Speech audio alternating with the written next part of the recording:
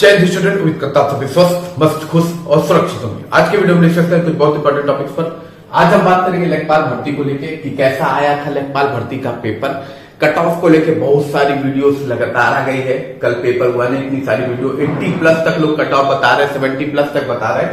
उस पर भी बात करेंगे क्या वाकई इतनी कट ऑफ जाएगी कि नहीं। इसके अलावा जेई सिविल 4,612 की कट ऑफ क्या जा सकती है, उस पर भी बात करेंगे। और इसके अलावा जेई इलेक्ट्रिकल मैकेनिकल की भर्ती कब तक आ सकती है और एजीटीए का रिजल्ट कब तक आ सकता है। लोअर पीसीएस की पोस्ट में एक बड़ी खबर आ रही है, क्या पोस्ट बढ़ सकती है, उस पर भी अपडेट लेंगे। उससे पहले चैनल पे जो भी नए हैं चैनल को लाइक और सब्सक्राइब कीजिए, वीडियो अच्छा लगे तो शेयर कीजिए। इसके अलावा इंस्टाग्राम और टेलीग्राम दोनों चैनल फॉलो करने के लिए दोनों का लिंक डिस्क्रिप्शन बॉक्स में मेंशन है, आप वहां जाकर मुझको फॉलो कर सकते हैं। चलिए चलते हैं वीडियो की ओर। तो सबसे पहले बात कर लेते हैं लेखपाल भर्ती को लेके, जिसका एग्जाम कल ही कंडक्ट हुआ और रातों रात पूरे यूट्यूब पर इसकी कट ऑफ की पूरी वो वीडियो पे वीडियो पढ़ना शुरू हुआ। तो पेपर आपका कैसा आया था देखिए, ये लगभग अच्छी खासी पोस्ट पर ये इसका एग्जाम था। लगभग टोटल पोस्ट इसमें है आपकी 7,994 के आसपास पोस्ट है। और इंटरेस्टिंग बात ये है कि जो शॉर्टलिस्ट किया गया था इस बार बच्चों को ज्यादा कर लिया गया था, ठीक है। इस बार बच्चों को ज्यादा शॉर्टलिस्ट किया गया था और लगभग आप मान के चलिए कि 3,66,000 के आसपास बच्चों को आपका किया गया था लगभग शॉर्ट लिस्ट, ठीक है। अब उसमें से लगभग ये मान के चलिए 80% बच्चों ने एग्जाम दिया है, 80% लोगों ने एग्जाम दिया है। तो लगभग 3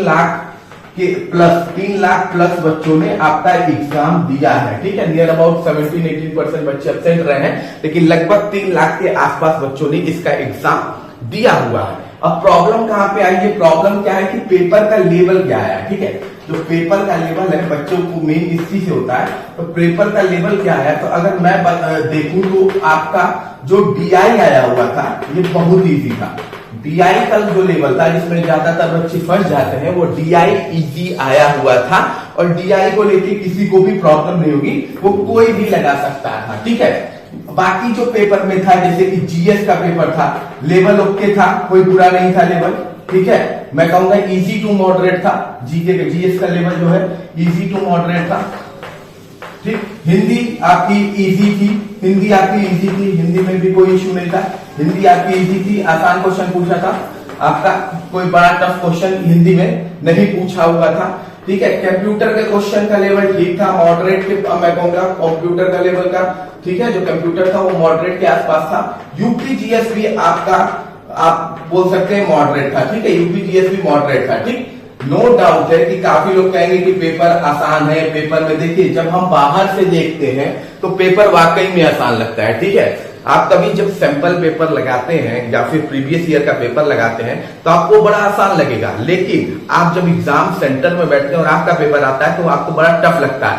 जबकि उस पेपर का लेवल आपके प्रीवियस पेपर जिसे आप कहते हैं कि बड़ा आसान लग रहा है उससे उसका लेवल कम होता है फिर भी, ठीक है। तो ऐसा नहीं है कि पेपर का लेवल इतना भी आसान था कि बहुत सारे बच्चे आपके 70 प्लस यूआर में है तो पा जाएंगे, ठीक है। ऐसा भी पेपर का लेवल नहीं था। नो डाउट है कुछ ऐसे क्वेश्चंस थे जो बहुत ही आसान थे, लेकिन वो भी याद करने पर होता है, ठीक है। बहुत लोग उसको पढ़ना ही छोड़ देते हैं और इस वजह से वो क्वेश्चन रहता तो आसान है लेकिन अटेम्प्ट नहीं हो पाता है, ठीक है।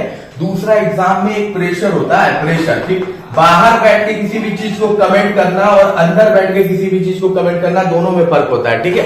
एग्जामिनेशन हॉल में आपका प्रेशर होता है जिसकी वजह से आपको पेपर का लेवल जितना बाहर लगता है ना कि आसान है, उतना आसान होता नहीं है, ठीक है। तो ऐसा नहीं है कि जो हल्ला हो गया है कि 70 प्लस यूआर कट ऑफ चली जाएगी या 68, 67 चली जाएगी, ऐसा कुछ भी नहीं है, ठीक है। कट ऑफ को लेके मैं कल इस पर वीडियो लेके आ जाऊंगा आपका, लेकिन 60 प्लस 62 से 64 के बीच अगर आप क्वेश्चन अटेम्प्ट कर लिए हैं तो बिल्कुल यूआर कैटेगरी में आप सेफ जोन में है। मुझे तो 60 प्लस भी लगता है कठिन है कि 60 प्लस 60 तक आपकी कट ऑफ छूलेगी, इससे ऊपर नहीं जाएगी। 70 प्लस की तो बात छोड़ दीजिए, ठीक है। तो नो डाउट है कि पेपर का लेवल इजी था, जिस तरह से पेपर यूपीएससी के आ रहे थे वैसा लेवल नहीं था, लेकिन इतना भी आसान नहीं था, ठीक। दूसरा आपके एग्जाम का प्रेशर होता है, तो देखिए बाहर से कहना बड़ा आसान होता है, जब बच्चे एग्जाम दिए होंगे उनसे आप पूछिएगा, कमेंट बॉक्स में आप खुद ही बताइएगा कि पेपर का लेवल कैसा आपको लगा था। क्या वाकई जो एक नंबर वाले क्वेश्चन आसान करें, बहुत से बच्चों ने इसी क्वेश्चन को ही छोड़ा होगा, ठीक है। अब हम बात कर लेते हैं अगली इंपॉर्टेंट अपडेट की। तो अगली इंपॉर्टेंट अपडेट आपकी जेईई सिविल भर्ती को लेकर, ठीक है। इस भर्ती को भी लेके काफी बच्चे परेशान हैं कि इसकी क्या कट ऑफ क्या हो जाएगा, ठीक है। तो देखिए ये भर्ती शुरू से विवाद रही है। अब इस भर्ती में बहुत कुछ नया और भी हल्ला हो रहा है, ठीक। जेईई सिविल में कि कुछ लोग कह रहे हैं कि पेपर लीक किया जा रहा है, कुछ लोग कह रहे हैं कि अपना फर्जी सर्टिफिकेट, पेपर लीक कर रहे हैं, पेपर चेकिंग किया जा रहा है, कुछ लोग कह रहे हैं कि अपना फर्जी सर्टिफिकेट बीटेक वाले तैयार कर रहे हैं। तो देखिए ये भर्ती शुरू से अफवाहों में रही है, तो इसमें अभी जब तक ये भर्ती फाइनल नहीं हो जाएगी तब तक इस भर्ती में केवल अफवाह आपको सुनाई देगी, उसको लेके आपको बिल्कुल परेशान होने की जरूरत नहीं है। बाकी इसकी जो कट ऑफ सेफ जोन है, ठीक है, सेफ जोन आपका है, अगर मान के चलिए डीवी के लिए नहीं, फाइनल में अगर आपका सेफ जोन आप मान के चलिए तो लगभग ये मान के चलिए कि 49 से 51, ये मैं मैक्सिमम बता रहा हूं, इससे ज्यादा मुझे नहीं लगता है जाने वाली है, ठीक है। ये मैक्सिमम है, कट ऑफ हमेशा मिनिमम बनती है, मैं आपको मैक्सिमम बता रहा हूं, ठीक है। मुझे नहीं, इससे कम हो जाए तो कोई आश्चर्य की बात नहीं है। और ये कट ऑफ फाइनल मैं कह रहा हूं, डीवी नहीं कह रहा हूं। 49 से 51 मुझे लगता है इनफ है, सीटें ज्यादा है, बच्चे कम है। अभी डीबी में बहुत सारे बच्चे बाहर भी होंगे, कुछ ऐसे हैं जो बीटेक वाले हैं वो बाहर भी होंगे, तो ये है, ठीक है। एसटी कैटेगरी का मुझे जहां तक लगता है कि 38 से 40 के आसपास घूमेगा, और एसटी कैटेगरी का मुझे जहां तक लगता है, शेड्यूल ट्राइब कैटेगरी का, शेड्यूल ट्राइब कैटेगरी का भी आपका लगभग ये मान के चलिए कि 34 से 36 के बीच में यही कहीं घूमेगा, इससे कम भी हो सकता है। फीमेल कैटेगरी का तो मुझे लगता है कि आपका 30 से 32 भी रहे तो आप सेफ जोन में है फीमेल कैटेगरी में, ठीक है। तो फीमेल कैटेगरी की कट ऑफ बहुत कम जाएगी, सबसे कम भी चली जाए तो कोई आश्चर्य की बात नहीं है। मुझे जहां तक लगता है एक्सपेक्टेड इतनी जा सकती है, इससे ज्यादा नहीं जाएगी, ठीक है। कम हो सकती है, इससे ज्यादा आपकी जेईई की कट ऑफ होने के चांसेस कम है, ठीक है। दूसरा इसमें सबसे इंपॉर्टेंट क्वेश्चन है कि अगली भर्ती कब तक आएगी, ठीक है।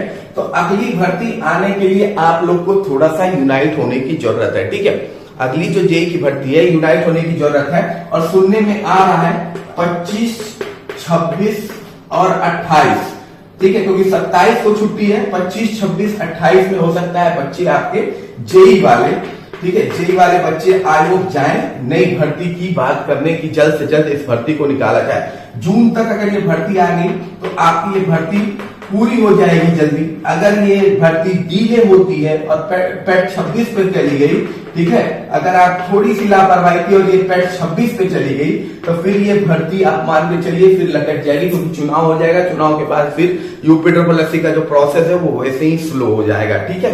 तो बच्चे आपके 25, 26 और 28 में किसी एक दिन तय करने वाले हैं, डेट जो तय होगी उसको मैं बता दूंगा। 25, 26, 28 में से आपका जाएंगे बच्चे इलेक्ट्रिकल, मैकेनिकल और सिविल की नई और एग्रीकल्चर की भर्ती को लेकर, ठीक है। मुझे जहां तक लगता है जून में ये भर्ती आ जानी चाहिए, जून लास्ट तक। थोड़ा सा आप लोग इस पर सहयोग कीजिए और तो आपको पक्का है कि ये भर्ती आपको जून तक देखने को बिल्कुल मिल जाएगी, ठीक है। हालांकि ये भर्ती काफी दिन से लटकी हुई है, पिछले पेट से आ रही है और अब अगला पेट भी ये बीत ही रहा है और इसके बाद अगला पेट आ जाएगा, ठीक है।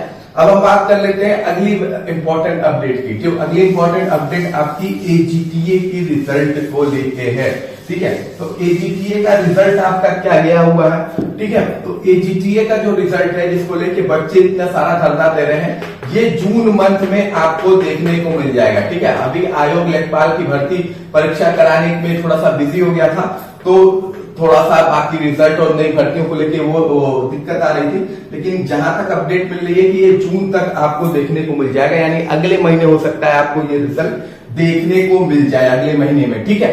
और वहीं लोअर पीसीएस की भी हो सकता है आपकी सीटें में बड़ी हो, पोस्ट बढ़ेगी, ठीक है। लोअर पीसीएस की भी अभी जैसे एएसओ की सीट बढ़ी थी वैसे ही आपकी लोअर पीसीएस में भी अभी आपकी सीटें बढ़ेगी। इसका एप्लीकेशन फॉर्म भरना शुरू होगा, आपको उसका भी नोटिफिकेशन देखने को मिल जाएगा।